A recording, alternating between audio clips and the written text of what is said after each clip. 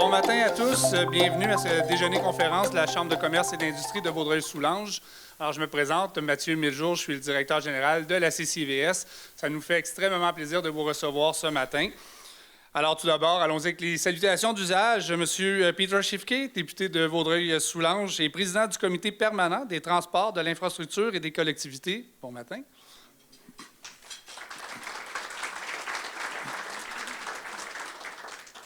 Madame Marie-Claude Nichols, députée de Vaudreuil. Bon matin.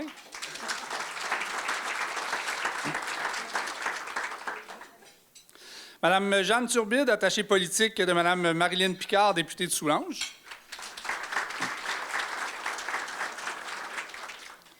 Monsieur Patrick Boussès, préfet de la MRC de Vaudreuil-Soulanges et maire de Rivière-Baudette.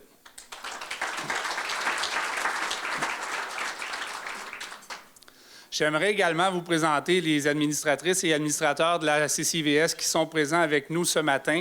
Alors, ce sont des femmes et des hommes d'affaires, des entrepreneurs, des intervenants du milieu qui sont impliqués dans leur région et qui sont impliqués au sein de la CCVS, et je le rappelle toujours de façon totalement bénévole.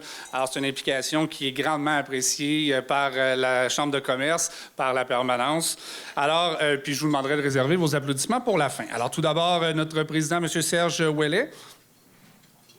Madame Mélanie Bossé, vice-présidente. Monsieur Pedro Lopez, secrétaire. Monsieur Jean-François Blanchard. Madame Josiane Farran. Monsieur Mathieu Janel. Madame Chloé Rousseau. Et Monsieur Philippe Roy. Vous pouvez les applaudir.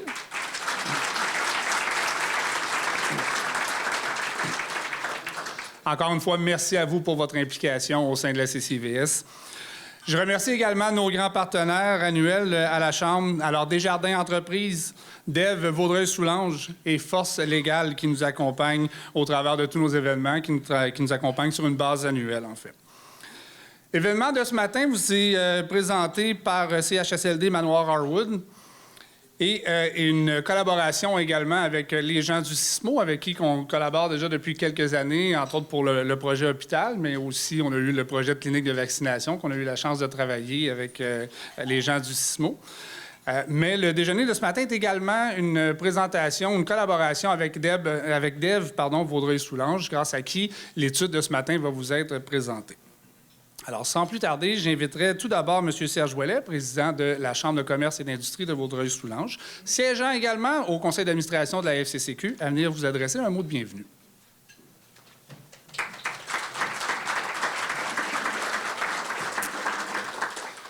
Alors, bonjour à tous et à toutes. Bien heureux de vous voir en si grand nombre pour une conférence sur un sujet qui est très d'actualité et qui suscite beaucoup de passion. Alors, c'est un honneur pour moi de prendre la parole à ce déjeuner portant sur l'étude des retombées économiques, et ce, à titre de nouveau président de la Chambre de commerce. Je suis heureux de pouvoir m'associer d'une façon aussi étroite à l'une des chambres de commerce les plus actives du Québec, et par le fait même à m'associer avec plus de 650 membres qui participent au dynamisme de la région et au moteur économique de Vaudreuil-Soulanges. Je suis fier de travailler avec vous, les entrepreneurs de la région, avec un conseil d'administration impliqué, dévoué et plein de compétences, et avec une nouvelle équipe au niveau de la permanence qui s'acquitte du leadership naturel d'une chambre de commerce dans sa collectivité. Vaudreuil-Soulanges connaît une croissance économique remarquable, et la plupart des secteurs ont démontré beaucoup de vitalité malgré les embûches des dernières années. Cette croissance importante suscite beaucoup d'intérêt pour les investisseurs et beaucoup de questionnements. Il n'est pas surprenant qu'un projet d'infrastructure comme l'hôpital éveille la curiosité des commerçants.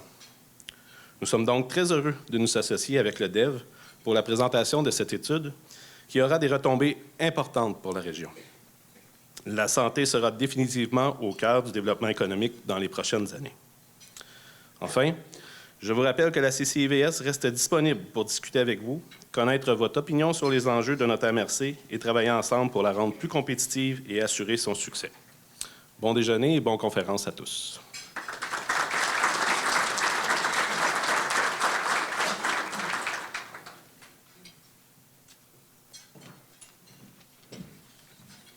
Merci beaucoup, Serge. Alors maintenant, j'inviterai M. Jean-François Blanchard, alors propriétaire CHSLD Manoir Harwood, propulseur de l'événement de ce matin, à venir nous adresser quelques mots.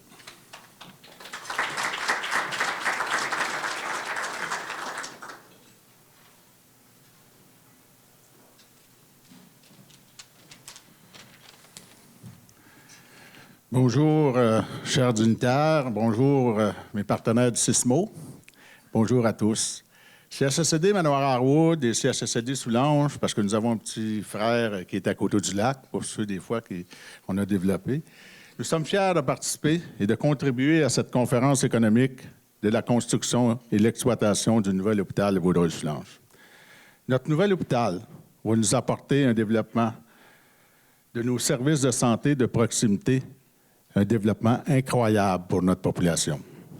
Pour nous, gens d'affaires, ce sont les opportunités de développer et de faire grandir notre entreprise grâce à cet investissement de 2,5 milliards de dollars et plusieurs centaines de millions de dollars en retombées économiques, directes ou indirectes pour la région. Donc, CHSLD Manoir Harwood, CHSLD Soulanges vous souhaite bonne conférence.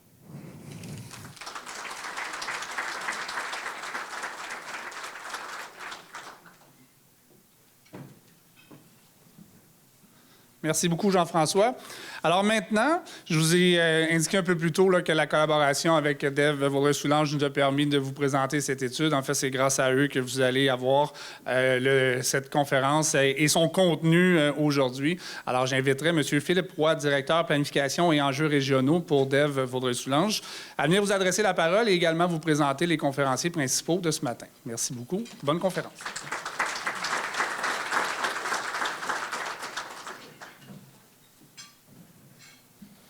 Bonjour, c'est Joanne Brunet, directrice générale de DEV, qui devait être là ce matin. Malheureusement, un petit virus, c'est dans l'air. La retient à la maison, donc j'ai eu ce matin son texte. Je vais essayer d'être le plus fidèle à ce qu'elle a écrit pour bien la représenter. Donc, M. Chefki, Mme Nichols, Mme Turbide, M. Boussez, M. Gribeauval, ainsi, j'ai vu qu'il y avait quelques conseils municipaux, Rivière-Baudette et Vaudreuil-Dorion. Bonjour à tous, ainsi que chers membres des médias et distingués invités.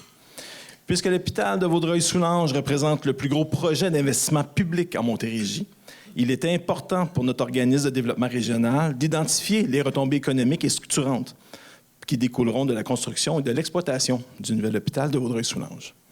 Nous avons donc sollicité l'expertise de M. Jean-Philippe Brosseau et son équipe chez RCGT afin d'identifier les retombées économiques qui découleront de la construction du nouvel hôpital, les retombées économiques qui seront générées par l'exploitation du nouvel hôpital, le potentiel de développement économique et d'attraction de nouvelles entreprises dans le domaine des sciences de la vie et des équipements médicaux, et finalement l'impact de l'accroissement du nombre de ménages sur le territoire de la MRC de Vaudreuil-Soulanges. D'ailleurs, à cet égard, nous avons convié les maires et mairesses de la MRC en septembre dernier à prendre acte des impacts afin d'alimenter leur réflexion sur l'aménagement et le développement de leurs communautés respectives. Au cours des prochaines années, les municipalités et de la MRC ainsi que DEV travailleront en étroite collaboration avec le CISMO et d'autres partenaires privés et publics afin de saisir tout le potentiel de développement économique et innovant qu'offrira le nouvel hôpital. Et vous, chefs d'entreprise, nous comptons sur votre créativité et votre sens des affaires pour bénéficier des opportunités que nous amènera ce projet. Enfin, nous tenons à remercier la Chambre de commerce et d'industrie de Vaudreuil-Soulanges de nous avoir offert la possibilité de vous présenter le sommaire de cette étude.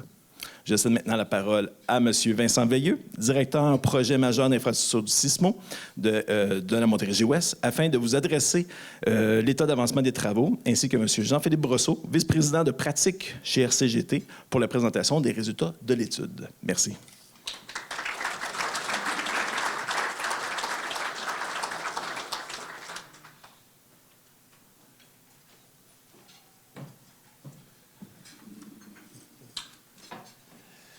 Merci beaucoup. Bonjour à tous. Bien content d'être ici avec vous ce matin et de vous présenter les résultats de l'étude que nous avons réalisée dans les derniers mois pour DEV. Donc, c'est un plaisir de vous rencontrer et de partager les beaux chiffres, je pense, qu'on a réussi à compiler pour la région. C'est moi qu'il faut qu'il tourne les pages.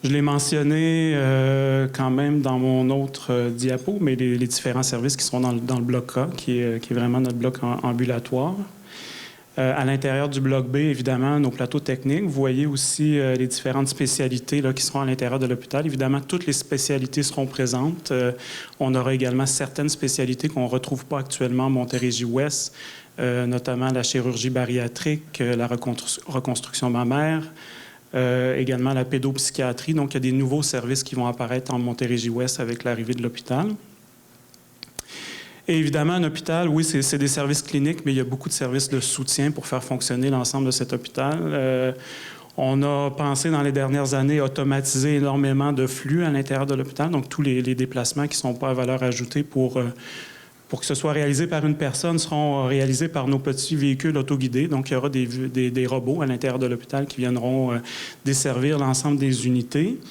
On a aussi un auditorium de 300 places qui sera à l'intérieur du pavillon A. Donc, c'est aussi une infrastructure importante qu'on va construire. On a un site qui est vaste, hein, c'est 25 hectares qu'on a acquis pour la construction de l'hôpital. Donc, tout le site sera aménagé. Il y aura aussi des sentiers extérieurs d'entraînement. Donc, tout un aménagement qui est prévu sur le site. Il y a également une zone maraîchère qu'on planifie. Donc, on souhaite également faire un peu d'agriculture sur le site et idéalement utiliser cette agriculture à l'intérieur de nos services alimentaires. Donc, il y a différents projets là, qui sont en réflexion par rapport à ça. Et on prévoit également la formation à l'intérieur de l'hôpital. Donc, on souhaite avoir des maisons d'enseignement qui travaillent avec nous, évidemment. Donc, c'est ce qui est prévu actuellement. Chose que je n'ai pas mentionnée au tout début, mais vous devez vous en douter parce qu'on a plusieurs personnes de Pomerleau avec nous aujourd'hui. Le contrat a été octroyé pour la construction de l'hôpital. Donc, c'est l'entreprise Pomerleau qui a obtenu le contrat. Ils sont présents avec nous aujourd'hui. Donc, les travaux sont débutés sur le site. Ils sont en train de se mobiliser. Donc, vous avez sûrement passé dans le secteur. Vous avez vu de l'action sur le terrain. Donc, présentement, on est en train de faire des tests de pieux. On se prépare à l'excavation qui se fera dans les prochains mois. Évidemment, la mobilisation sur le site, on parle quand même de près de 1200 travailleurs qui pourront être présents sur le site de l'hôpital pour construire. Donc, c'est quand même significatif. J'ai peut-être un peu pris d'avance sur mes diapos, mais vous avez vu aussi des reconfigurations au niveau du réseau routier. Donc, on a prévu des interventions en collaboration, évidemment, avec la Ville de Vaudreuil-Dorion pour améliorer le réseau routier en prévision des flux de circulation en lien avec le chantier de construction. Donc, il y a eu une reconfiguration dans les derniers jours du chemin Petite-Rivière devant le bureau de projet, mais il y aura également d'autres interventions qui vont se faire l'année prochaine. Et pour ceux qui ne sont pas passés, bien, vous voyez une image pratiquement de mon bureau. Donc, c'est la vue du site actuellement qui est en train de se mobiliser. Donc, l'action va être grandissante dans les prochains mois. Voilà. Merci.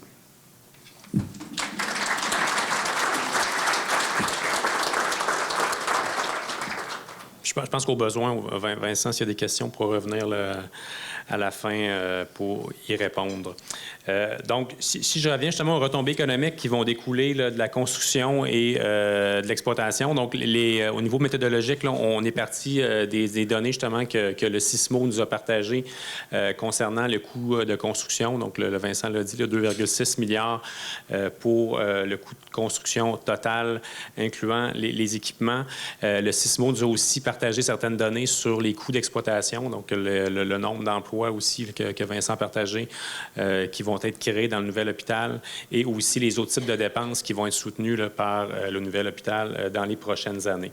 Donc, vous allez voir, c'est des données, là, on parle de 2,6 milliards, donc c'est un montant important en termes de construction, mais les dépenses récurrentes vont être très, très importantes aussi pour la communauté locale. Donc, en termes, là aussi, juste pour... peut-être que pas tout le monde est familier avec tous les concepts là, de retombées économiques en tant que tels, mais on regarde tout le temps les impacts directs et les impacts indirects. Donc, les impacts directs, c'est vraiment ce qui est créé par la dépense initiale, donc les emplois, par exemple, qui vont être créés par Merlot dans le cadre de la construction. Et les impacts indirects, c'est tous les fournisseurs qui vont fournir des biens et services dans le cadre de la construction, mais aussi dans le cadre de l'exploitation du nouvel hôpital. Donc, les chiffres que je vais vous présenter incluent à la fois les impacts directs et les impacts indirects qui sont associés aux dépenses de construction et aux dépenses d'exploitation. Donc, au niveau du coût, justement, de construction de l'hôpital, donc on parle de 2,6 milliards, donc principalement en construction, 2,4 milliards et environ 200 millions d'équipements. Donc, comme disait là, Vincent, le contrat est officiellement signé, donc les travaux sont officiellement partis. Là, quand on a fait l'étude, c'était pas encore officiellement, donc c'est pour ça que j'ai encore tendance à parler d'un projet et non de quelque chose qui est en construction. Mais bref, au niveau construction, c'est sûr que à la fois Pomerleau est une firme québécoise, puis on aura aussi plusieurs sous-traitants qui vont venir de l'ensemble du Québec pour faire les travaux de construction. Donc, on va avoir des gros impacts pour le Québec à ce niveau-là. Donc, quand on regarde au niveau plus spécifique, là, quelles sont les principales composantes du 2,4 milliards de construction? Donc, on parle d'excavation, de béton, mécanique électrique, aménagement paysager, bénisterie, portes et fenêtres. Donc, ça, c'est les principaux secteurs d'activité de la construction qui vont bénéficier des dépenses qui vont être faites dans les 5 prochaines années. Donc, quand on regarde les retombées économiques en tant que telles, donc on parle de retombées économiques pour le Québec de 1,7 milliard de dollars, donc sur la période de construction. En termes d'emplois créés direct et indirectement par le projet, on parle de 10 000 emplois. Donc, ça, c'est sûr, en termes total en termes d'une année, c'est comme ça qu'on calcule ça en termes de retombées économiques, mais qu'on le ramène en termes annuels, donc on parle de plus de 2000 emplois qui vont être soutenus directement et indirectement au Québec par la construction du nouvel hôpital. En termes de retombées économiques fiscales pour le gouvernement du Québec et du Canada, on parle de plus de 500 millions de dollars qui vont revenir dans les coffres du gouvernement par les retours de taxes, impôts qui vont être payés par les travailleurs qui vont travailler sur le site. Quand on regarde les dépenses d'exploitation, donc comme je disais, là, on a des dépenses de construction qui sont très, très importantes à 2,6 milliards, mais on a des dépenses d'exploitation qui vont atteindre presque un demi-milliard par année. Donc, ça va être des dépenses très, très importantes qui vont être aussi... donc, on va comme construire un nouvel hôpital à tous les 4 ans avec des dépenses d'exploitation comme ça. Donc, et puis, la majorité de ces dépenses-là vont être des dépenses de salaire. Là, comme on disait, là, il y a plusieurs personnes, là, Vincent l'a présenté, là, plus de 3200 employés qui vont être dans le nouvel hôpital, plus de 200 médecins aussi qui vont être dans le nouvel hôpital, donc des dépenses salariales très, très importantes qui représentent la majeure partie des dépenses d'exploitation qui vont être payées par le nouvel hôpital. Il y a aussi une panoplie d'autres dépenses là, en termes d'énergie, entretien, services professionnels également là, qui vont être dépensés par le SISMO une fois que l'hôpital sera mis en exploitation.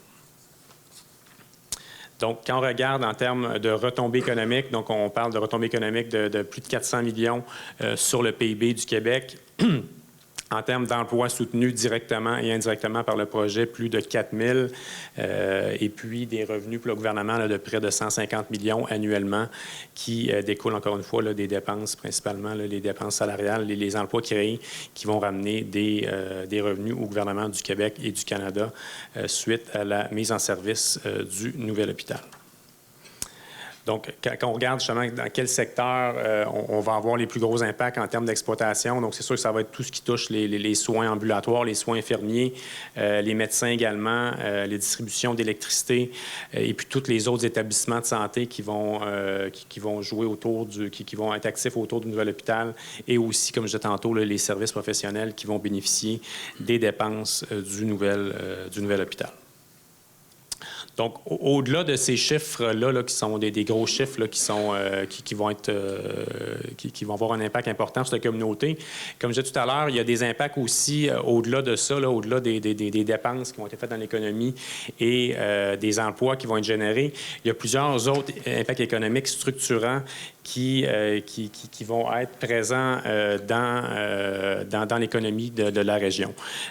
Donc, les hôpitaux deviennent souvent, là, d'autant plus dans des régions là, comme Vaudreuil-Soulanges, qui ne sont pas dans un, disons, comme le CHUM ou le CUSUM, là, les hôpitaux comme ça deviennent des institutions d'ancrage dans leur communauté locale et c'est important, là, justement, de profiter des opportunités qui vont être offertes dans les prochaines années par le développement du nouvel hôpital.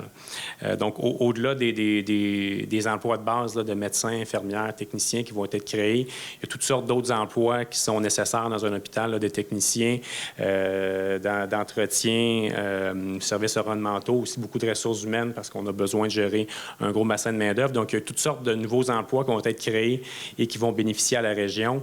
Et il y a aussi toutes sortes d'autres secteurs qui vont bénéficier indirectement là, de la présence de l'hôpital. Donc, tout ce qui touche l'hébergement, restauration pour les personnes qui viennent visiter, les personnes qui sont dans l'hôpital, plusieurs services de proximité, les détaillants de produits alimentaires, le recrutement également qui est important. Je pense que le CISMO, peut-être que M. Guy-Beauvant en parlera tout à l'heure, mais le CISMO a déjà mis en place justement une stratégie de développement, d'attraction de main-d'œuvre pour recruter l'ensemble des personnes dont ils auront besoin pour le nouvel hôpital. Aussi, les fournisseurs de matériaux médicaux qui sont aussi très, très importants pour le fonctionnement d'un hôpital. Aussi, comme je disais tout à l'heure, là, sur les 3000 quelques nouveaux emplois qui vont être, en fait, pas de nouveaux emplois, nécessairement pas tout nouveaux, mais 3200 quelques emplois qui vont être nécessaires pour l'exploitation du nouvel hôpital. On estime là, qu'il va y avoir probablement la moitié qui vont être des nouveaux emplois qui vont incidemment avoir un impact de nouveaux ménages sur la communauté. Donc, on parle d'environ 1600 nouveaux ménages, probablement, qui vont venir s'installer dans la région suite à l'ouverture de l'hôpital, même probablement un petit peu avant parce qu'il va y avoir une phase de démarrage aussi du nouvel hôpital. Et considérant ces éléments-là, il va y avoir, au-delà de l'impact de la construction de l'hôpital, il va y avoir probablement des besoins en immobilier, besoins de logement qui vont être importants à combler dans les prochaines années. Quand on regarde les statistiques qui sont publiées par Statistique Canada, là, on parle qu'un ménage en moyenne va dépenser plus de 110 000 dans l'économie en moyenne en 2026. Donc, et puis, il y a une majorité de ces dépenses-là qui sont dépensées en logement, en commerce. Donc, ça devient des dépenses qui sont très, très importantes pour une communauté comme Vaudreuil-Soulanges. Aussi, la relocalisation de certains employés actuels du CISMO où on va amener d'autres employés aussi qui sont situés ailleurs au Québec dans le nouvel hôpital va amener une pression aussi sur certainement sur le logement. Quand on faisait l'étude, on parlait déjà de prévision de croissance de 25 000 nouveaux logements dans les 10 prochaines années au niveau de la MRC. Donc ici, on ajoute un autre 1600, probablement un besoin d'un nouveau 1600 logements dans la région. Donc on parle d'importants besoins de logements. Là. On en parle beaucoup ici, là, partout au Québec de ce temps-ci, des pénuries de logements. Donc c'est à prévoir aussi par les développeurs locaux que pour combler les postes dans le nouvel hôpital, on aura besoin d'avoir les logements pour les héberger. Donc aussi, avec la présence du nouvel hôpital, présence de nouveaux nombreux ménages, la MRC bénéficiera bien sûr, là, puis les municipalités de la MRC bénéficieront d'importants nouveaux taxes foncières. Donc ça aussi, c'est un élément important à garder en tête là, de la présence du nouvel hôpital, qui n'était pas inclus dans les données de revenus fiscaux que j'ai présentées tout à l'heure.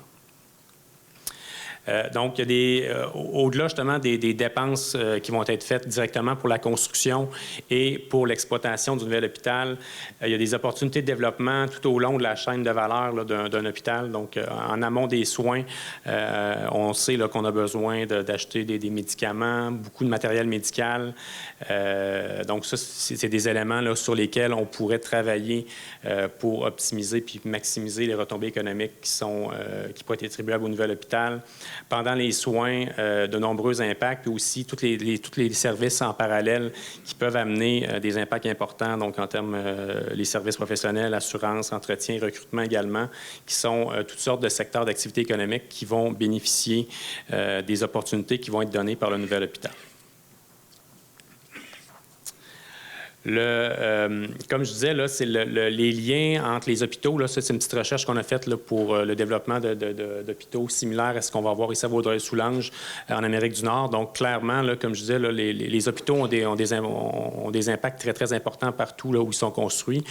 Tantôt, je parlais du CUSUM et du CHUM. C'est sûr qu'on a des impacts importants dans ces secteurs-là de plus grandes villes, mais encore plus, les hôpitaux qui sont construits plus en périphérie des grands centres ou en région ont des impacts très, très structurants sur le développement économique des régions. Puis ça, je pense qu'il faut le garder en tête, qu'il ne faut pas juste penser au nouvel hôpital comme étant un pourvoyeur de soins de santé, mais vraiment comme étant le centre d'un écosystème de développement économique qui pourrait être généré à moyen et long terme.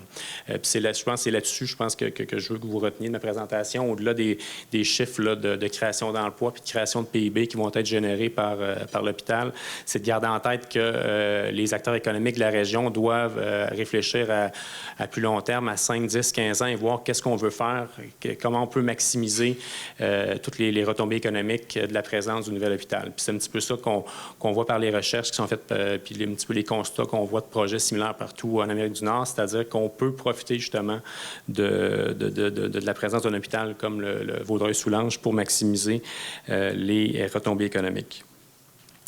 Et puis, il y a d'autres questions aussi qui devront être justement pensées par les développeurs économiques en termes de développement de logement. J'en ai parlé, mais développement aussi des systèmes de transport, aussi développement à proximité du nouvel hôpital, comme on fait pour laisser de la place pour développement d'entreprises qui vont bénéficier de la présence du nouvel hôpital. Donc, justement, on a fait un petit étalonnage, là, comme je disais tout à l'heure, là, de certains projets qui ont vu le jour dans les dernières années en Ontario et des projets qui sont en planification. Donc, trois hôpitaux qui sont somme toute comparables à ce qu'on va avoir ici à Vaudreuil-Soulanges. Donc, trois projets qui sont en périphérie de la grande région de Toronto. Donc, on voit bien là, que ces trois projets-là mettent justement sur la construction d'un hôpital moderne, innovant, mais aussi sur le fait qu'on va avoir des zones d'innovation et qu'on va essayer de maximiser les retombées économiques en termes de recherche, d'innovation, attirer des entreprises qui vont bénéficier de la présence d'un hôpital moderne sur leur territoire. Donc, par exemple, là, à Vaughan, donc le Cortellucci, Vaughan Hospital, donc c'est un hôpital d'environ 350 lits qui a été ouvert en 2021. Donc, au-delà de l'hôpital, on a comme vision d'avoir un district qui focus sur les soins de santé, sur l'innovation, puis d'avoir vraiment des emplois autour dans des entreprises qui sont liées aux soins de santé et qui peuvent bénéficier de la présence de l'hôpital. Donc, on a gardé justement des terrains disponibles autour de l'hôpital pour maximiser là, le développement d'entreprises qui ont un lien avec les soins de santé et on veut maximiser les partenariats avec la recherche, l'innovation et la commercialisation de services liés aux soins de santé et aux sciences de la vie. Même chose à Oakville, où il y a le Oakville Trafalgar Memorial, hôpital construit un petit peu plus longtemps, donc il y a 457 lits. Même chose, donc la ville d'Oakville a aussi planifié un plan de développement économique et social de la zone qui entoure l'hôpital pour s'assurer qu'on maximise le plan de match. On s'est mis des cibles d'attirer des entreprises qui sont axées sur les soins de santé, les sciences de la vie, la technologie, pour faire en sorte qu'on maximise justement l'écosystème qui est créé par le nouvel hôpital. Donc ça, c'est aussi à garder en tête pour avoir une identité distincte qui met l'emphase sur les soins de santé et les sciences de la vie.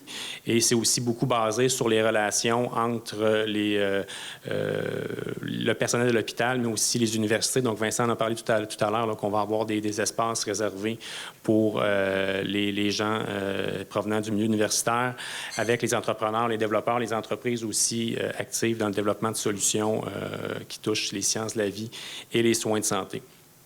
Et dernier projet qu'on a regardé, donc avec Whitby, l'hôpital de la région de Durham, hôpital qui va être conçu dans les prochaines années de 800 lits. Donc un petit peu le même principe où on a un hôpital qui va être à la fine pointe des technologies, de l'innovation, comme ici à Vaudreuil-Soulanges.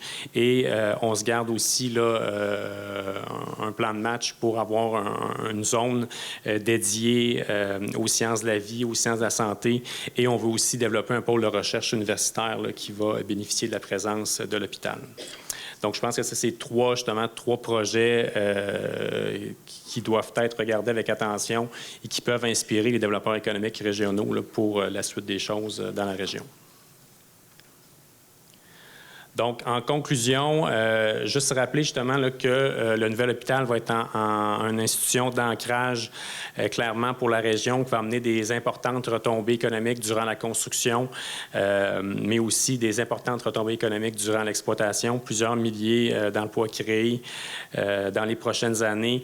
L'impact sur les dépenses locales, donc un afflux de nouveaux travailleurs qui vont avoir besoin de logements, qui vont dépenser dans les commerces locaux, qui vont demander aussi des services par le monde municipalité.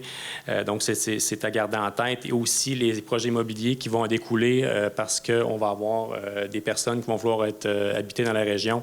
Donc, aussi à prévoir des projets immobiliers pour accueillir ces personnes-là qui vont travailler dans le nouvel hôpital ou en périphérie du nouvel hôpital. Et au-delà du développement immobilier résidentiel, des espaces doivent clairement demeurer vacants pour la planification à long terme là, autour de l'hôpital. Donc, comme je dis, là, il y a clairement un potentiel ici de développer un écosystème qui tourne autour de l'hôpital, qui tourne autour d'entreprises liées aux sciences de la vie, aux sciences de la santé, pour que la région en bénéficie. Il y a déjà certains projets de développement potentiel sur la table, là, donc le centre logistique pour l'approvisionnement des établissements du SISMO qui est envisagé à proximité, l'établissement d'un fournisseur de matériel médical et aussi la création d'un district innovant là, en sciences de la santé et de la vie. Et puis ça, c'est en adéquation aussi avec qu'est-ce que le gouvernement du Québec a déposé dans le dernier budget, donc la stratégie québécoise de recherche et d'investissement en innovation, où on a des fonds importants là, pour développer ce genre de zone-là pour des régions comme Vaudreuil-Soulanges. Donc, ça complète ma présentation. Donc, merci de votre attention.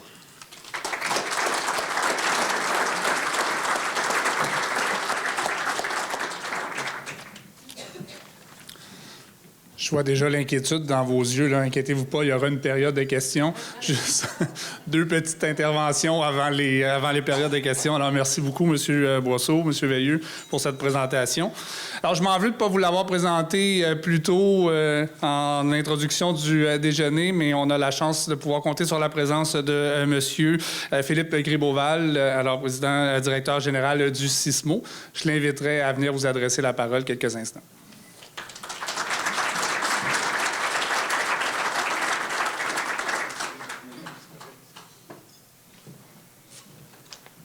Bon, on va passer à la période de questions. On va faire ça tout de suite. Étant donné que j'ai quelques minutes, là, on va essayer de faire ça le plus rapidement possible.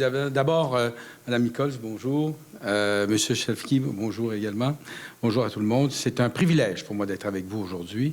Pour certains d'entre vous, c'est peut-être la première fois qu'on se rencontre. Alors, depuis ma nomination, il y a maintenant 1 an et quelques mois. Donc, je suis très, très heureux d'être ici avec vous. C'est une occasion qui est parfaite avec la présentation de Jean-Philippe, avec le support de développement Vaudreuil-Soulanges pour cette étude-là. Je pense que ça arrive à point. Et je vais me permettre donc de brosser un petit peu le tableau du SISMO, mais également de ce qu'on veut faire avec ce nouvel hôpital qui est en construction. J'ai compris que Pomerleau m'avait dit que les fondations étaient en train de se couler, là, donc je leur dis tout le temps, je les rappelle, je dis, il faut que ça arrive, cet hôpital-là, rapidement. Donc, peut-être pour les gens qui me connaissent peu ou pas, ça fait 40 ans que j'œuvre dans le milieu soit de l'entreprise privée ou des organisations. Donc, j'ai été chef d'entreprise, chef de PME, puis j'ai été également dans le monde du secteur public et aujourd'hui, je suis PDG du SISMO. On me connaît pour être une personne... j'aime bien penser en dehors de la boîte. Puis ma principale qualité, c'est pas la patience. Donc, je suis quelqu'un de résultat, puis je veux que les choses arrivent. Évidemment, on a le droit à l'erreur. Alors, si ça ne marche pas, on réessaie, puis on essaie d'autres choses. Mais je pense que c'est important d'être très actif, d'être proactif et d'avoir le sentiment d'urgence également. Parce que dans le réseau de la santé, en ce moment, vous le savez, c'est pas toujours évident. Et donc, il faut prendre les dossiers à bras-le-corps. Donc, le 6, c'est près de 12 000 employés, en fait 11 000 et quelques, 11 500. C'est un budget d'1,2 milliard en ce moment. Et ça en fait évidemment le plus grand employeur de la Montérégie Ouest. J'ai 2 grandes responsabilités comme PDG. D'abord, la santé populationnelle. Ça, c'est ma responsabilité numéro 1, puis je l'assume pleinement. Donc, s'assurer que nos presque 475 000 habitants aient les services et accès aux services qui doivent leur être donnés. Ma deuxième grande responsabilité, on est un acteur économique important. Avec près de 12 000 employés puis 1,2 milliard de budget d'opération, c'est sûr le CIS est un acteur économique significatif et on doit jouer ce rôle-là au sein de la Montérégie. L'hôpital qui se construit, on l'a dit ad nauseam, c'est un hôpital qui va nécessiter beaucoup d'emplois. On parle de 2280. Moi, je vous dirais qu'on est plus autour de 4000 emplois là, au niveau de l'hôpital. Puis, on aura évidemment un budget d'opération autour de 470 millions. Il ne faut pas oublier que avant que cet hôpital-là se mette en place, il va y avoir des budgets de transition. Je pense que Jean-Philippe en a fait part. Donc, et puis on ne parle pas de 500 000 $, là. On parle de plusieurs centaines de millions qui vont être mis pour préparer l'activation de l'hôpital. C'est donc pour nous une occasion unique avec l'arrivée de ce nouvel hôpital de se donner une vision collective et surtout de l'écosystème qu'on veut développer. Puis je veux prendre une petite minute là-dessus. Un patient, puis je fais une petite parenthèse, un patient qui rentre dans un hôpital, c'est parce qu'il rentre parce qu'il a un besoin immédiat. Mais il n'appartient pas à l'hôpital, il appartient à son écosystème. Alors, il va retourner chez lui, ou il va retourner dans un centre d'hébergement, ou il va retourner dans une unité de réadaptation fonctionnelle intensive. Il appartient à cet écosystème-là. Et ça, il faut bien le saisir, parce que une fois qu'on comprend bien cette dimension-là d'écosystème, on est capable de mettre en place les mécanismes pour faire en sorte que nos hôpitaux ne s'engorgent pas. Vous le savez, les urgences en ce moment, c'est pas évident. Bien, on est en train de développer cet écosystème-là au sein de l'ensemble de nos RLS. Les RLS, c'est les réseaux locaux de services. Donc, on en a évidemment 4, comme vous le savez. Il y a Châteauguay, il y a le Haut-Saint-Laurent, le Suroît et Vaudreuil-Soulanges. Jusqu'à présent, la présentation qui a été faite, je suis très heureux. Évidemment, je l'avais déjà entendu, puis j'avais lu le rapport, mais beaucoup d'éléments qui sont présents dans ce rapport-là, on y travaille déjà. Et c'est un petit peu ça que je veux aborder avec vous, les 4 grands axes sur lesquels le CIS est en train de travailler et de faire arriver.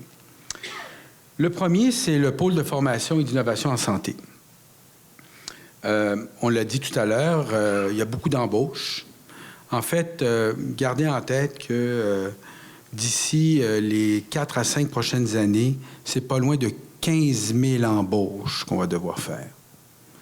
Alors là, les gens vont dire 15 000 plus 12 000, 25 000, il est complètement en dehors de la traque. Pas du tout. Il y en a à peu près la moitié, c'est des nouveaux emplois. Il ne faut pas oublier que, oui, il y a l'hôpital, mais on met des investissements importants aussi à Valleyfield. On refait l'urgence, au Halles. On a des maisons des aînés. Donc, de nouvelles infrastructures qui se mettent en place. Et on a évidemment tout le personnel qui quitte. Alors, tout ça fait en sorte que d'ici 4-5 ans, c'est près de 15 000 embauches qu'il va falloir faire. Pour faire ça, il faut absolument qu'on se donne un mécanisme pour que les gens se disent « Au CIS, je peux faire carrière, je peux me développer ». Et donc, il faut mettre en place un pôle de formation et d'innovation en santé. C'est à ça qu'on travaille avec des partenaires, avec les universités, avec les cégeps, avec les centres de services scolaires, et de faire en sorte qu'on crée ici, à Vaudreuil-Soulanges, enfin, dans la Montérégie, un hub pour nous aider à réaliser ça. Ça va nous permettre d'attirer et de former la relève étudiante, nos médecins, nos résidents. Et comme je l'ai dit, je le répète, c'est important de le garder en tête, qu'ils se disent lorsqu'ils viennent ici, je peux faire carrière et je peux me développer sur le plan de ma carrière. On va les accompagner. Puis il y a des gens qui travaillent le jour, le soir, la nuit, les fins de semaine. Il faut les accompagner dans tous les quarts de travail. C'est un défi, mais je pense qu'on est capable d'y arriver. L'autre grand élément, c'est tout ce qui touche le continuum de soins. On fait un plan clinique en ce moment, qui va être déposé d'ailleurs au ministre à la fin du mois de novembre, début décembre. Plan clinique, au fond, c'est comme un plan d'affaires. Mais un plan d'affaires, sans plan d'exécution, ça vaut 0. Donc, ce qu'on est en train de structurer, c'est le plan clinique avec son plan d'exécution. Et un des éléments qui va ressortir de façon très importante, c'est de mettre des investissements significatifs en amont. Je dis plus simplement en première ligne, toute la première ligne. Il faut absolument qu'on investisse énormément dans les services de proximité, dans les services de première ligne. C'est ce qui va nous permettre de favoriser, vous entendez beaucoup ce mot-là, la fluidité. Faire en sorte que dans les hôpitaux, les choses se passent correctement. Parce que l'hôpital demeure quand même un élément où, malheureusement, beaucoup de gens se présentent, puis il y en a beaucoup qui ne devraient pas se présenter là. Donc, il faut qu'on investisse en première ligne, et c'est ce qu'on est en train de faire. Le troisième grand élément, c'est développer toute la dimension de l'attractivité. On en a parlé tout à l'heure, beaucoup d'embauches. Le pôle de formation est un élément d'attractivité, mais on doit également penser à l'aménagement, aux projets résidentiels. On veut, je pense que Jean-Philippe en parlait, puis c'était le cas, on veut vraiment développer un pôle de recherche également à l'intérieur de cet hôpital-là, qui est un hôpital spécialisé en passant. Donc, il faut qu'on développe des ressources pour accueillir ces étudiants-là, accueillir les stagiaires, accueillir nos médecins résidents, accueillir nos médecins chercheurs. Si on est capable de développer ce pôle-là résidentiel, enfin, on peut appeler ça un pôle, ou en tout cas des résidences, de l'habitation, ça va être win-win pour tout le monde. Et aussi pour les gens qui vont faire carrière dans ce nouvel hôpital. En fait, moi, je demeure dans la région. C'est une région que j'affectionne beaucoup. Puis il faut arriver à faire en sorte que les gens fassent le choix de cette région-là pour y habiter, y installer leur famille. Puis ça, je pense qu'on a un rôle aussi à jouer là-dedans, le CISMO. En tout cas, on peut être un puissant levier pour aider ça. Quatrième point, puis je vais évidemment solliciter l'aide de nos députés, c'est le transport. Alors, c'est évident que moi, j'en ai assez à m'occuper de la santé, là, de mon CIS, là, donc je ne m'occuperai pas du transport. Là. Mais on peut être un puissant levier. On peut aider de ce côté-là. Il faut absolument qu'on améliore l'accessibilité de nos services via le transport. C'est un défi. Ça va ressortir dans notre plan clinique.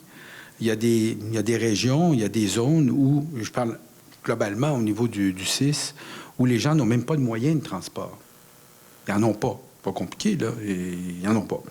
Alors, nous, on va s'assurer de rendre accessibles les services, mais il faut qu'on développe cette dimension-là du transport et cette fluidité-là également au niveau du transport, et c'est un enjeu qui est central. Alors, ça, c'est quelques pistes. Évidemment, je n'irai pas dans le détail, mais je me permettrais peut-être de terminer avec un autre élément. J'ai-tu? Ouais, c'est tout. Un autre élément.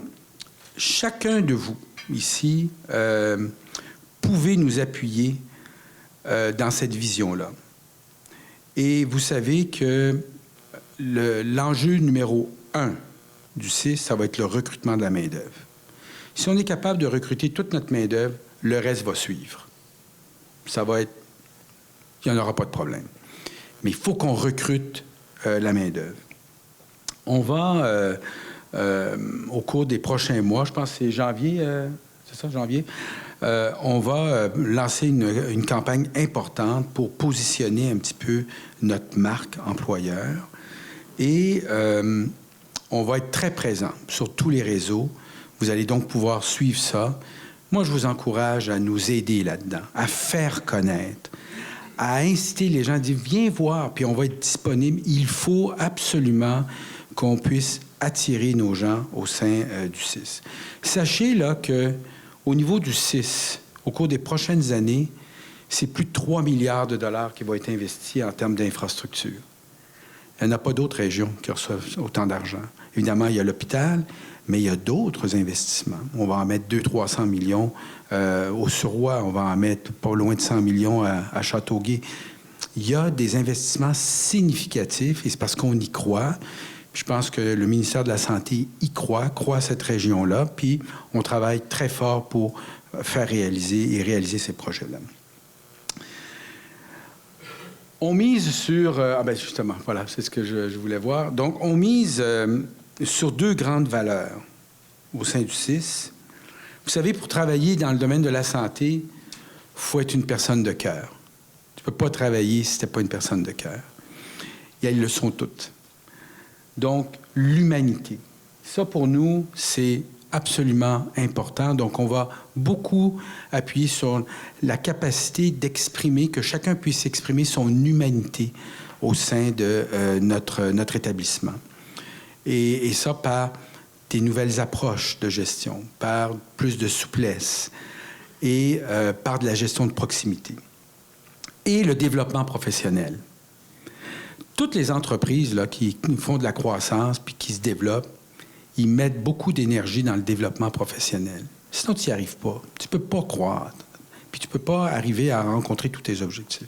Donc, il faut qu'au sein du CIS, on a également cette valeur-là qui se met en place et j'y crois fondamentalement.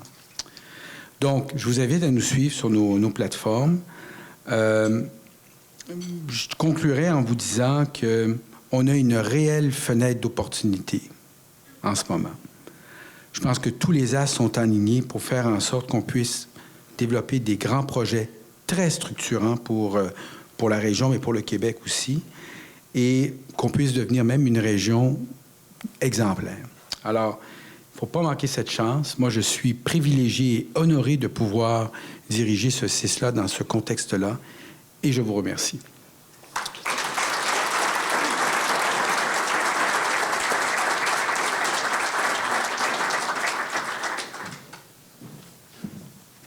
Merci beaucoup, M. Grébeauval. Alors, tout juste avant de passer à la période de questions, je réinviterai M. Jean-François Blanchard à venir vous parler de son expérience, en fait, de collaboration avec le CHSLD Manoir-Harwood et le CISMO. Alors, Jean-François.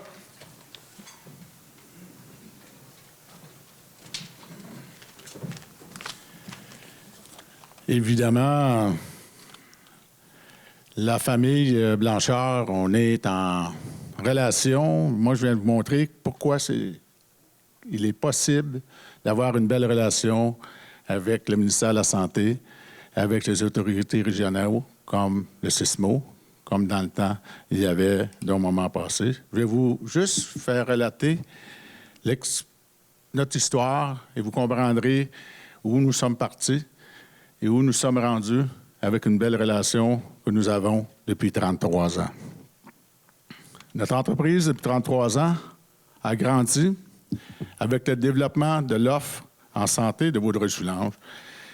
Et ça, conjointement, en partenariat avec le ministère de la Santé et des Services sociaux et le Centre intégré de la Santé et des Services sociaux Montérégie-Ouest, dit CISMO.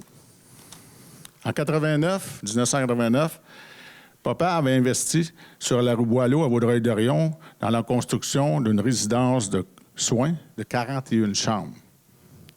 Maman a dirigé le Manoir Harwood et a développé diverses ententes pour les plus vieux avec le Centre d'accueil de Vaudreuil, avec le C3S de Vaudreuil-Soulanges et maintenant aussi à la fin avec le CISMO durant ces 25 ans-là. En 1998, l'établissement a été le premier dans la région à obtenir un permis de centre d'hébergement de soins de longue durée du ministère de la Santé et des Services sociaux du Québec. À mon arrivée en 2013, nous avons augmenté le nombre de chambres à 52, ce qui a permis de développer de façon plus adéquate notre fameux permis CHSLD. Et ça, avec le SISMO, tout en renouvelant notre statut d'agréé du Conseil québécois d'agrément du Québec. Nous sommes le seul établissement privé, ici dans Vaudreuil-Soulanges, qui détient un agrément. En 2017-2018, nous avons décidé d'investir 2,5 millions de dollars pour une mise aux normes du bâtiment et augmenter le nombre de lits à 57 pour répondre à un appel d'offres lancé par le SISMO en lit d'hébergement de soins de durée sur le territoire de Vaudreuil-Soulanges. Décembre 2019 à novembre 2022, c'est-à-dire à aujourd'hui, le début d'une longue aventure. Décembre 2019, annonce et début du projet d'agrandissement de 6 étages, 107 nouvelles chambres, investissement de 20 millions au CHSLD Manoir Harwood. Mars, avril 2020, la COVID arriva. Les chantiers de construction sont fermés. Les CHSLD sont frappés de plein fouet. Plusieurs enquêtes sont démarrées sur la gestion des CHSLD au Québec. Les institutions financières retirent le financement pour toute nouvelle construction au CHSLD. Les coûts COVID explosent. Les employés tombent au combat. Le CHSLD Manoir Harwood demande de l'aide. La population de Vaudreuil-Soulanges est très généreuse. Et le SISMO répond présent. 31 mars 2020, pendant la pandémie, ouverture de 15 nouveaux lits CHSLD, la naissance de CHSLD Soulanges à Coteau-du-Lac.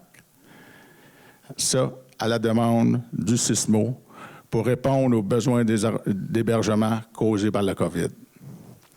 Dans ces moments difficiles, le partenariat du CHSLD Manoir Harwood, SISMO et ministère de la Santé et des Services sociaux s'est développé, s'est renforcé afin de répondre et consolider une offre de services adéquate en hébergement et de soins de longue durée pour la population de Vaudreuil-Soulanges. En 2020, évidemment, cette entreprise familiale a demandé des transferts. Le transfert familial s'est fait sur le côté de ma famille. Marc-André a pris direction de la Caisse des dépôts. Et moi, j'ai décidé de continuer d'investir dans ce projet. Le projet d'agrandissement de 107 nouvelles chambres repart en juillet 2021. Pourquoi la différence? On nous étions pris avec un décret du ministère de la Santé et des Services sociaux dont on ne pouvait pas faire de la rénovation, de la construction sur un site dont avait une opération de CHSLD. On tapait du pied. Évidemment, cet agrandissement-là, il est accompagné d'une nouvelle mise aux normes causée par la COVID, évidemment, et les normes pan-canadiennes qui vont être décrétées par l'agrément canadien. Un investissement devient un investissement de 28 millions de dollars, qui inclut celui de 2019. Et ça, pour la mise en place de 150 chambres. Le CHSLD Manoir Harwood a obtenu, en décembre 2022, imaginez, nous sommes partis, j'ai décidé d'aller de l'avant et aucun permis du ministère n'avait été donné.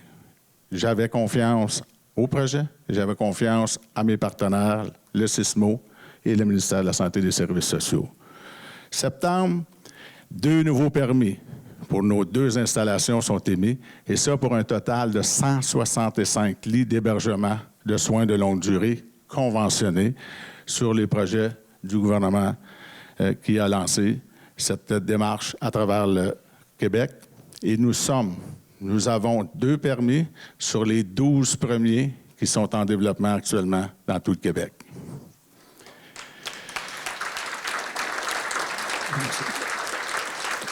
Cette entente-là, pour la population, ça veut dire quoi? Ça veut dire le SISMO, avec son mécanisme d'accès, attribue des gens qui sont dans le besoin, une clientèle vulnérable à nos établissements. Et ça, cette entente-là est faite pour 50 ans. Je n'en verrai pas sûrement la fin de l'entente, mais ça crée une stabilité pour la ville de Vaudreuil-Dorion à ce niveau-là. Et oui, il est possible de s'investir avec le secteur public. Oui, il est possible de réussir de beaux partenariats profitables avec le SISMO et le ministère de la Santé et des Services sociaux afin de développer des services de proximité, sécuritaires et de qualité à une clientèle qui en a grandement besoin dans notre région Vaudreuil-Soulanges. C'est le message que je voulais livrer. Merci.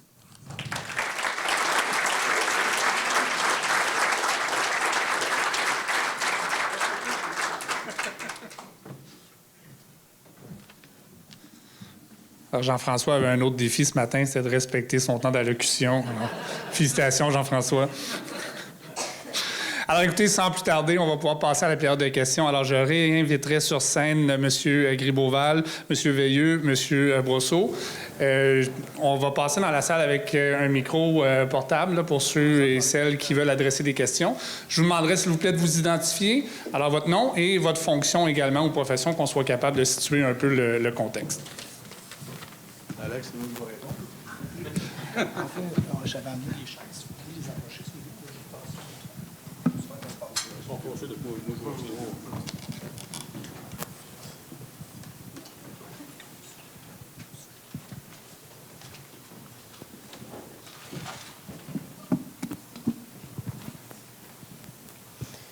Bonjour, Chantal Bédard, télévision communautaire de Vaudreuil-Soulanges. Un travail de concertation monstre. Des défis, là, transport, entreprise, tout ça. Comment vous faites pour tout concerter ça? Là, parce que là, la pression sur les municipalités est rendue là, là. Pas seulement Vaudreuil-Dorion, mais toutes les autres petites municipalités autour. Et la pression, elle va aller à eux. 4 000 emplois, 4 000 familles, de 2, un couple, des enfants. Donc, c'est 15 000 personnes et non 4 000, finalement, qui doivent venir dans le territoire, dans la région, qui vont venir s'installer. Le logement, le défi est de taille, là. Comment la concertation va se faire de façon fluide à très court terme? C'est déjà en construction. C'est dans 2 ans, 3 ans que ça va être mis en application. C'est comment vous allez réussir ça? Un leadership, là, Non, mais la question... Je peux peut-être me permettre une certaine réponse, mais évidemment, moi, je ne suis pas du monde municipal, là, je m'occupe du CIS. Là. Mais d'abord, peut-être corriger l'hôpital. En tout cas, en termes, l'hôpital ne sera pas ouvert dans 2 ans. Parce que là, on met de la pression sur Pomerleau. Là. Là, ils vont venir me voir et dire, là, écoute, Philippe, arrête ça, là. Donc, l'hôpital, on parle de 4 à 5 ans, là, donc il faut être réaliste par rapport à ça. C'est une institution d'importance, là. Mais la clé, c'est il faut se suivre pas à pas et travailler de façon étroite avec nos partenaires. Moi, je crois beaucoup au partenariat, je crois beaucoup à la discussion systématique. Par exemple, pour le pôle de formation en santé, en innovation et en santé, on travaille beaucoup avec, évidemment, la Ville de Vaudreuil, avec nos partenaires éducatifs. Puis vous savez, quand tout le monde est capable de comprendre le plan de match, les choses se mettent en place plus rapidement. On va faire la même chose pour les résidences, pour les étudiants. On a besoin de ça. On va faire exactement la même chose. C'est un défi énorme, mais tellement stimulant. Et quand on y met toute l'énergie, il y a beaucoup de choses qui peuvent se réaliser. De toute façon, il faut que ça fonctionne. Je veux dire, l'hôpital va être là dans 4-5 ans. Donc, on est condamné à réussir, puis on va y arriver. Mais il faut le faire de façon structurée et de façon ordonnée. C'est ça qui va être la clé de notre succès. J'espère que j'ai été clair pour... Oui, bonjour, mon nom est Pierre Séguin, SPS avocat. J'ai une question à vous poser qui semble, selon moi, puis selon ce que j'ai perçu de vos propos, être un de vos plus grands enjeux, c'est le recrutement de la main-d'œuvre. J'ai cru voir apparaître à l'écran là, 200 médecins.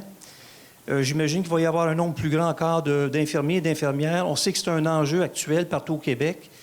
J'aimerais ça que vous développiez un peu plus ce sujet-là, s'il vous plaît. Oui, alors, d'abord, au niveau du recrutement, on a mis en place un bureau de recrutement international également.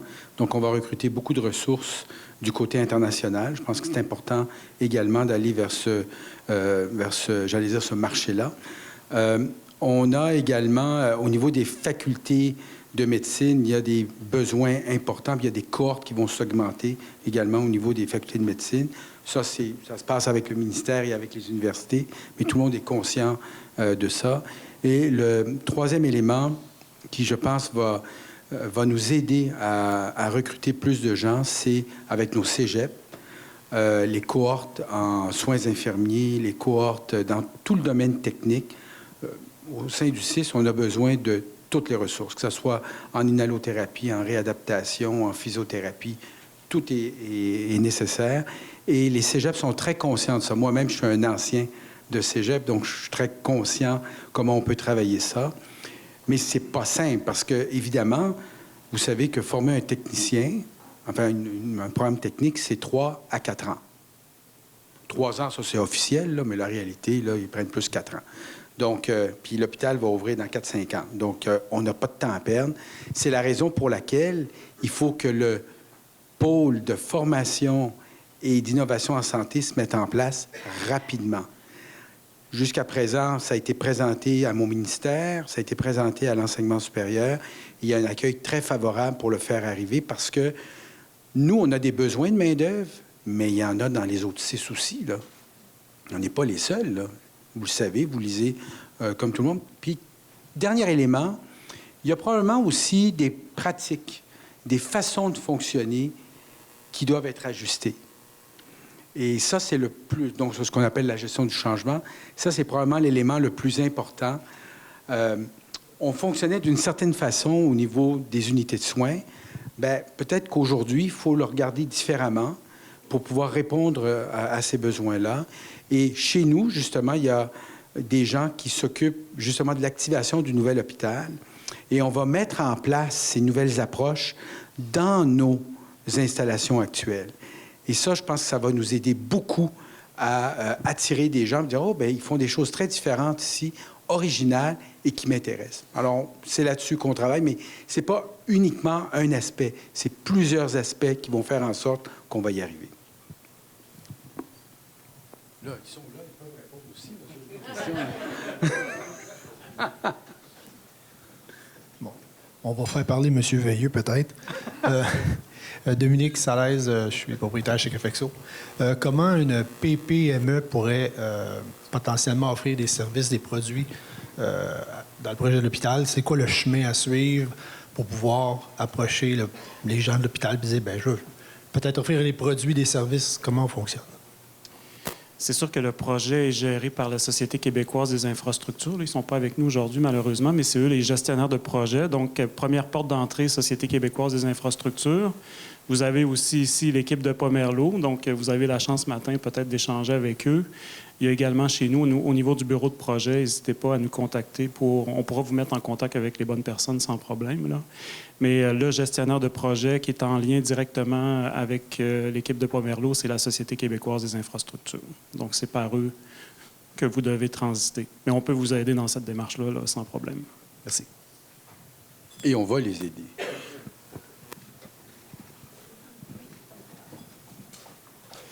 Oui, bonjour. Mon nom est René Lahaye de GL Performance et voisin de l'hôpital. M. Veilleux parlait de 25 hectares. M. Brosseau mentionnait dans le cas de McKenzie qu'il y avait des terrains réservés autour. Il va y avoir beaucoup d'opportunités. Est-ce qu'ici, il y a des terrains réservés autour pour des projets déjà? Et est-ce qu'il y a des initiatives là, en termes d'opportunités qui se mettent en place dans le voisinage au-delà du 25 hectares? Actuellement, il n'y a pas de terrain de réservé là, en périphérie du site. Nous, on s'est vraiment concentré dans les dernières années aux 25 hectares pour le projet de l'hôpital. Mais c'est sûr que, comme M. Beauval le mentionnait, on est en train de regarder l'écosystème. Et en collaboration aussi avec la Ville de Vaudreuil-Dorion, avec la MRC, voir les développements possibles. Mais pour l'instant, c'est sûr que c'est uniquement le 25 hectares là, qui est dédié au projet de l'hôpital. Mais évidemment, puis on l'a vu, les projets qui ont été illustrés par Jean-Philippe, je les ai visités aussi en Ontario. On a vu le développement là, en périphérie du site, donc évidemment qu'il y aura des choses qui vont évoluer très prochainement là, par rapport à ça. Puis, si tu me permets, Vincent, il est évident que on va regarder ça dans la perspective de l'écosystème qu'on veut développer autour de l'hôpital. Alors, évidemment, en collaboration avec la Ville, là, parce que ça se fait avec la Ville, mais c'est sûr que pour moi, c'est important que l'écosystème qu'on est en train de structurer, on est en train de finir cette analyse-là, bien, s'il y a des possibilités de développement autour de l'hôpital, on va essayer de faire coïncider ça avec nos objectifs de l'écosystème.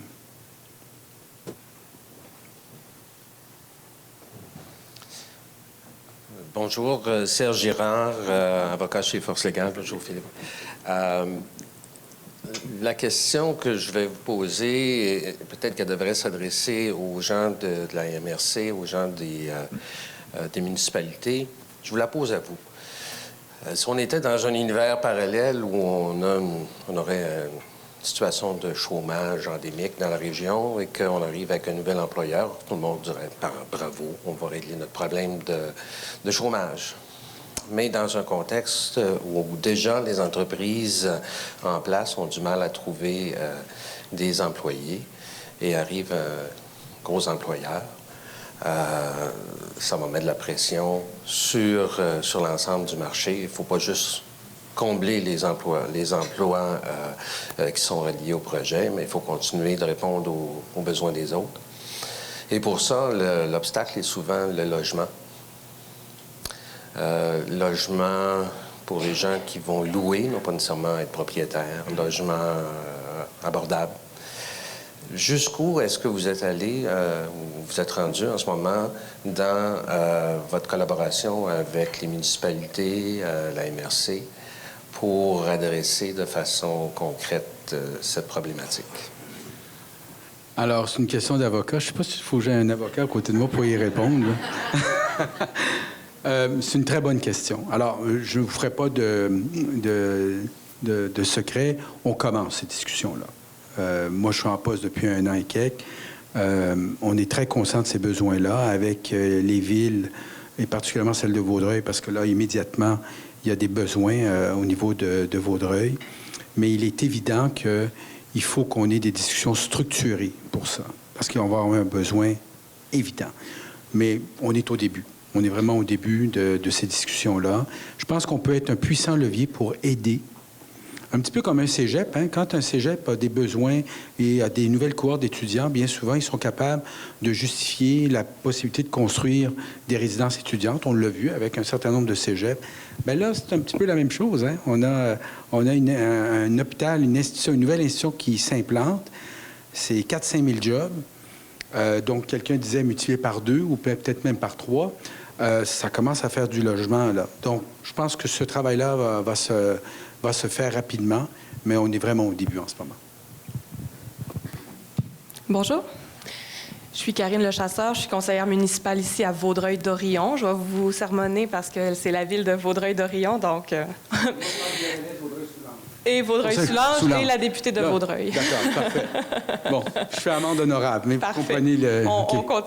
C'est parce qu'on se taquine autour de la table, nous, parce que même après 25 ans de fusion, 28 ans même de fusion, on dit encore Vaudreuil et Dorion, donc c'est de bonne guerre. Donc, je me suis les pieds dans les plats. Non, c'est pas grave, c'est pas grave. Mes collègues vont rire. Donc, moi, l'hôpital est dans mon district comme conseillère municipale. J'ai un enjeu que je voudrais partager avec vous, puis c'est l'enjeu des travailleurs et des familles qui vont s'implanter dans des quartiers, dans des milieux, mais qui ne veulent pas nécessairement avoir une mobilité interrégionale. Le SISMO, c'est très grand. Puis on l'a vécu dans le passé. On a plusieurs... moi, je pense, en tout cas, pour avoir travaillé chez DEV, à l'époque, le profil socio-économique de notre population de Vaudreuil-Soulanges, on est fortement éduqués, puis on a beaucoup de gens dans la santé déjà. Donc, j'espère qu'on va profiter de notre bassin de main-d'œuvre d'ici. Malheureusement, ça va peut-être impacter les autres régions MRC aux alentours, mais je pense qu'il va falloir être un peu chauvin pour Vaudreuil-Soulanges puis essayer de récupérer notre population locale pour les emmener ici dans nos services ambulatoires ici dans la région. Fait que je vous invite à aussi réfléchir au fait que il y a des entreprises qui ont des difficultés au centre-ville de Montréal parce que les gens ne veulent plus sortir de la maison puis ils veulent travailler de chez eux. Mais si on les rapproche le plus possible de leur lieu de résidence, on a peut-être un facteur de succès à aller chercher. Merci de cette précision-là. Merci.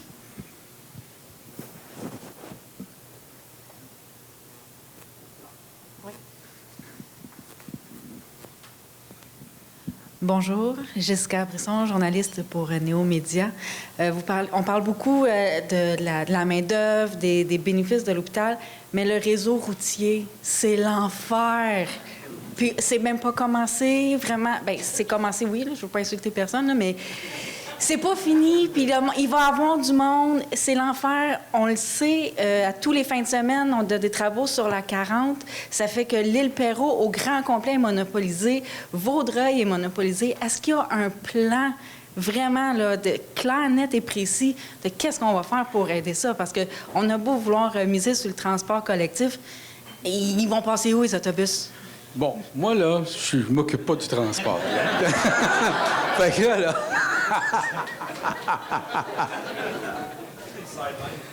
Sérieusement, peut-être que Vincent, tu pourrais au moins dire où est-ce qu'on en est rendu avec le ministère du Transport pour les voies, parce que vous avez raison.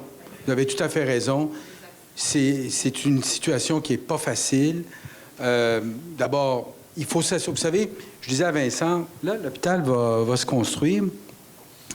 J'espère que les simulations ont été bien faites pour s'assurer que quand on va ouvrir l'hôpital, là, je suis enregistré, il faut que je fasse attention, là, mais quand on va ouvrir l'hôpital, que les ambulances ne bloquent pas sa route parce qu'ils ne peuvent pas rentrer sur la rampe d'ambulance. C'est déjà arrivé. C'est déjà arrivé. Alors, je pense qu'il y a des gens qui sont en train de finaliser ça, qui sont en train de faire les tracés, mais peut-être, Vincent, tu pourrais expliquer où ils en sont rendus, là. Puis j'en ai pas parlé beaucoup dans la présentation. Peut-être que j'aurais dû mettre une image. Là, des fois, une image vaut 1000 mots, mais on a fait quand même beaucoup d'études de circulation avec l'arrivée de l'hôpital. Les petits travaux qu'on fait actuellement, c'est vraiment en lien avec les flux de circulation et le chantier de construction. Donc, ce que vous voyez est en train d'être reconfiguré. Ce n'est pas la reconfiguration finale de Cité des Jeunes. Donc, avec les études, on a confirmé quand même des réaménagements majeurs sur Cité des Jeunes face à l'hôpital, mais aussi de l'autre côté de la 30, du côté du boulevard de la Gare. Donc, il va y avoir reconfiguration quand même de façon significative avec 2 turbos-giratoires, et non pas juste des giratoires, des turbos-giratoires de ce côté-là. Puis on refait complètement aussi Cité des Jeunes face à l'hôpital. Et il y a aussi 3 intersections du côté de Saint-Lazare qui sont reconfigurées. Et il y a quand même des accès, il y a plusieurs accès là, qui vont être sur le site de l'hôpital. Pour le chantier, la majorité des accès vont se faire sur Harwood, donc il n'y aura pas d'accès sur Cité des Jeunes. Juste rassurer les gens, je sais que les gens voient peut-être certains camions actuellement circuler, mais c'est vraiment pour la reconfiguration du chemin de la Petite-Rivière. Et l'accès principal du chantier va se faire sur Harwood, donc ça devrait limiter l'impact sur Cité des Jeunes. Mais il y a quand même une grande reconfiguration routière qui va se réaliser d'ici l'ouverture de l'hôpital, d'ici 2026. Mais on suit ça de très près, parce que vous comprenez que lorsque l'hôpital va ouvrir, j'essaye-tu une année plus tôt? Non. Alors, 2026-2027, il faut que ça soit fait. Parce que là, on va être dans le trouble. Alors, ça, on suit ça de façon très, très serrée.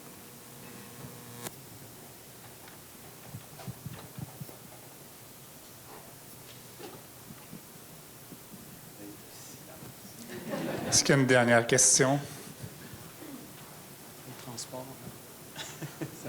On a demandé un métro, mais ça n'a pas fonctionné.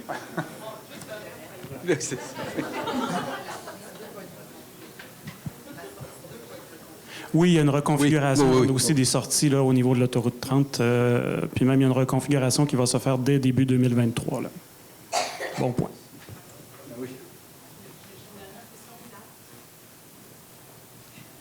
Une question plate. Non, mais en fait, c'est la question qu'on pose assez rarement dans des réunions ou des rencontres plus du milieu des affaires.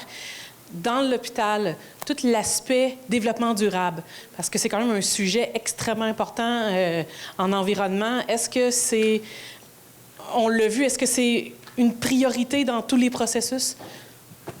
Tout à fait, tout à fait. Depuis le tout début de la planification, on vise toujours notre certification LEED. Donc, on va avoir beaucoup d'éléments qui sont intégrés dans la conception, notamment au niveau de la conception mécanique, mais aussi sur le site, qui vont répondre à des normes très élevées en développement durable. Donc, c'est toujours prévu. Donc, la certification LEED, OK. Oui.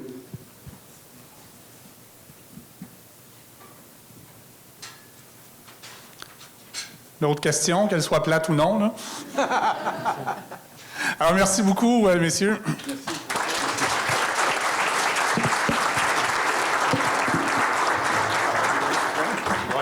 Merci. Alors, M. Brosseau me disait que sa période de questions n'avait pas été trop souffrante.